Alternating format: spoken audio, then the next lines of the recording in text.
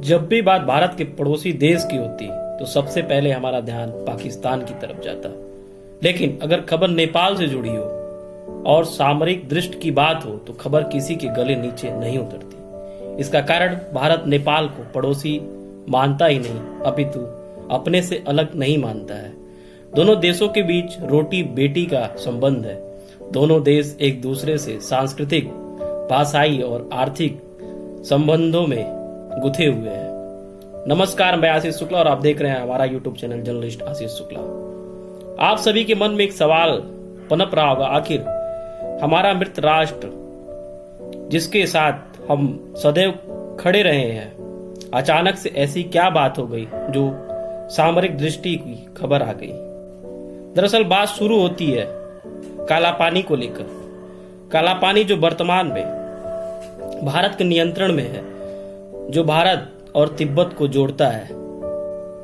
बीते सोमवार को यानी 18 तारीख की घटना है। नेपाल के मंत्री परिषद से एक नया नक्शा नेपाल का जारी किया जाता है, जिसमें लिपियाधुरा, लिपुरेख और काला पानी से लगे भारतीय इलाकों को नेपाल का हिस्सा बता दिया जाता है। भले इस नक्शे को हेंग स्थित आईसीजे मानने को इनकार कर दे, वो तो भविष्य की बात है। ये तो हो ही गई हाल फिलहाल की बात। अब आइए इतिहास के पन्नों को खंगालते हैं। पन्नों को खंगालने के बाद दोनों देशों के सामरिक रिश्तों की परत दर परत समझ पाएंगे कि हम परत दर परत सामरिक रिश्ते की पृष्ठभूमि क्या है, कैसे अभी तक सामरिक संबंध रहे हैं। भारत और नेपाल के बीच सामरिक रिश्तों का बड़ा आधार दोनों देशों के बीच 1950 में हुई शांति और मैत्री संधि है, जिसके अनुसार तिब्बत, नेपाल और भूटान के मध्य दर्रों पर भारत और नेपाली सैनिक संयुक्त रूप से नियुक्त किए जाने की बात है। दिलचस्प बात यह है कि इस संधि के अंतर्गत काठमांडू में एक भारतीय सैनिक मिशन भी स्थापित किया गया था, जिसका कार्य नेपाली सेना को प्रशिक्षण देना था। लेकिन अब वही नेपाली सेना भारत को चुनौती देने के लिए तैयार हो गया है। सोचने वाली खबर है, आखिर इस दुस्साहस के पीछे कौन है। 2008 तक राजतंत्र की छत्र छाया में रहने वाला नेपाल लोकतंत्र में भी मुख्य कानून 6 यानी जो मुख से निकल गया वही कानून हो गया कि रास्ते पर चलते आया है। मतलब शासन का ढब वही रहा। भले राजशाही से लोकशाही हो गई, राजतंत्र से लोकतंत्र हो गया, लेकिन आज तक उसका जो ढब है, राजनीति का जो धुर्रा है, जो प्रशासन की जो इकाई है, वो बिल्कुल राजशाही जैसी ही रही है। जैसे नेपाली भाषा में कहें, मुखे कानून 6 यानी जो मुख से निकल गया वही कानून हो गया। विगत बुधवार की बात है, यानी 13 तारीख को सर्वदलीय बैठक में नेपाल के प्रधानमंत्री केपी शर्मा ओली ने बयान दिया कि नेपाल भी अब राजनीतिक नक्शा जारी करेगा और उसके 5 दिन बाद ही नक्शा भी जारी हो जाता है। सोचने वाली बात है। नेपाल जो आज तक अपना राजनीतिक नक्शा बना ही नहीं पाया, वो 5 दिन के भीतर अपना नया नक्शा जारी कर देता है। आखिर इसके पीछे कोई बड़ी शक्ति होगी, कोई बड़ा खेल होगा, किसी का बड़ा हाथ होगा। बात हजम नहीं हुई इतनी जल्दी और इतना बड़ा फैसला, वो भी भारत के जो भूभाग है उसको अपना दिखाना अपने नक्शे में। कहीं ना कहीं एक बड़ा सवाल मन में ग्रौंद रहा है।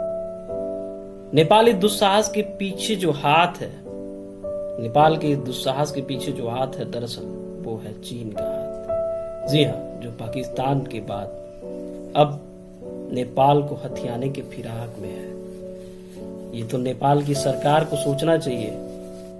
चीन के मंसूबे के बारे में वो भली भांति परिचित है, लेकिन फिर भी कहीं ना कहीं चीन के पैतरे में, चीन के पिंजरे में पूरी तरीके से नेपाल भी अब फंस चुका है। भारत द्वारा, मैं आप बता दूं, भारत द्वारा जो चीन की महत्वाकांक्षी परियोजना वन बेल्ट वन रोड का व्यापक विरोध किया गया, लेकिन नेपाल इस परियोजना में शामिल हो गया। वही नेपाल जो आज तक भारत के साथ कदम से कदम मिलाता रहा है, भारत की हर बातों को मानता रहा है। इसकी रणनीतियां पिछले कुछ सालों से बिल्कुल बदल गई हैं। नेपाल भारत पर अपनी निर्भरता अब कम करना चाहता है और इसके पीछे इसकी स्पष्ट नीति रही है कि चीन नेपाल में सड़कों, रेल मार्गों, बंदरगाहों और औद्योगिक क्षेत्रों के निर्माण में भारी निवेश करेगा। जैसे कि पाकिस्तान पर अपना हुकूमत जमा लिया। पाकिस्तान पर हुकूमत जमाने के पीछे उसका सबसे बड़ा जो कारण है वो है कि कहीं न कहीं पाकिस्तान के रास्ते मध्य एशिया के व्यापार में अपनी अहम मजबूती और अपना पकड़ स्थापित करना। अब वही हाल वो नेपाल में करने जा रहा है। धीरे धीरे स्थिति क्या होगी, जैसे आज पाकिस्तान को मजबूर कर दिया है पूरी तरीके से कि पाकिस्तान उसके बस में है, चाह के भी पाकिस्तान उसके चंगुल से छूट नहीं सकता है। अब वही हस्त्र चाइना का भी वही हस्त्र अब नेपाल का भी करने वाला है। इसके लिए पूरी रणनीतियां तैयार है और एक बार अगर फंस गए तो फिर नेपाल को निकलना मुश्किल हो जाएगा।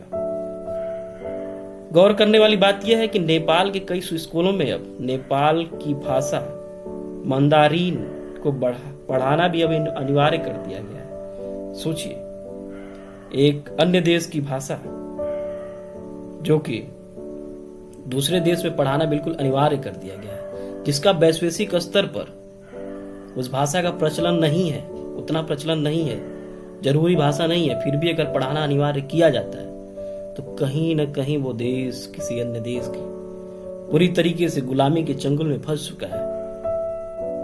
आने वाला वक्त बताएगा कि उसका हस्त्र क्या होगा, लेकिन फिलहाल की जो स्थिति है राजनैतिक, आर्थिक, कहीं न कहीं पूरी तरीके से नेपाल चीन के चंगुल में फंसता दिख रहा है। नेपाल और चीन के बीच तिब्बत के केरुंग से लेकर काठमांडू तक रेल लाइनें बिछाई जा रही हैं। एक समझौता भी हो गया है। इससे साफ है कि चीन के उत्तरवर्ती सीमा की इससे साफ है कि चीन भारत के जो उत्तरवर्ती सीमा है, उत्तर पूर्वी सीमा, उसके सीधे नजदीक आता दिख रहा है, बिल्कुल नजदीक, जो कहीं न कहीं चिंता का विषय है। जग जाहिर है कि आजादी के बाद से आज तक भारत में भले ही सरकारें बदली हों, लेकिन चीन और भूटान के साथ जो भारत के रिश्ते आजादी के बाद से ही हमेशा मैत्रीवत रहे हैं। सरकारें तो बदली हैं, लेकिन इन दोनों देशों के साथ भारत की जो संबंध रहे हैं वो मैत्रीपूर्ण ही रहे हैं। कोई भी सरकार आई वो हमेशा जैसे एक पिता पुत्र की देखभाल करता है, वैसे ही भारत इन दोनों देशों की देखभाल करते आया है।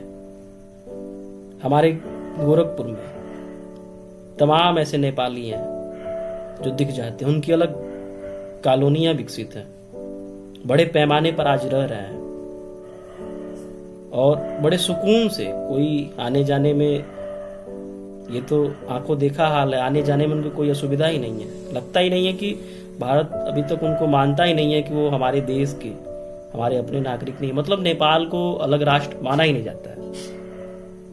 अगर नेपाल ऐसी हरकतें करना शुरू कर देता है तो ये कहीं ना कहीं भारत के लिए एक चुनौती है, एक आगाह है। इससे सरकार को वक्त रहते ही संभलना पड़ेगा, नहीं तो कहीं ना कहीं एक बड़ी जो चीन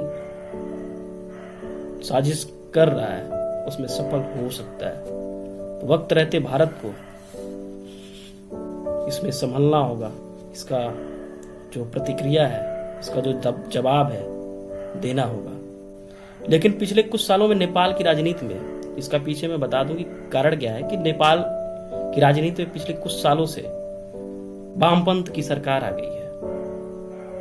वामपंथ राजनीतिक पार्टियों का प्रभाव पड़ने से इसका सीधा सीधा असर भारत नेपाल रिश्तों पर पड़ा है। जो रिश्तों की कड़वाहट दिन प्रतिदिन बढ़ती जा रही है वो वहां की कहीं न कहीं वामपंथी सरकार है। खैर, बाप बाप होता है, बेटा बेटा होता है। भारत अभी भी बाप है, लेकिन भारत को अब नेपाल से चौकन्ना रहने की जरूरत है और अब तक चली आ रही नेपाल के साथ उदारवादी नीति को अब बदलने की जरूरत है। तो अभी के लिए बस इतना ही। नेपाल के ऊपर चाइना का वर्चस्व कहीं ना कहीं हमारे लिए एक चिंता का विषय है और आने वाले भविष्य के लिए भारत सरकार को एक बड़ी योजना बनाने की जरूरत है, जिससे जो भी भविष्य में दुर्घटनाएं होने की संभावना है उस पर लगाम लगाया जा सके। तो अभी के लिए बस इतना ही। अन्य खबरों के साथ बने रहेंगे। अपना प्यार, अपना आशीर्वाद देते रहें। अभी तक अगर चैनल को सब्सक्राइब नहीं किया तो सब्सक्राइब कर लें और जो बराबर में बेल आइकन है उसे जरूर दबाएं, क्योंकि तुरंत ताजा अपडेट आपको उससे तुरंत प्राप्त हो जाएगी। तो अभी के लिए बस इतना ही। फिर मिलेंगे एक नए विषय के साथ, एक नए विचार के साथ। तब तक के लिए जय हिंद, जय भारत।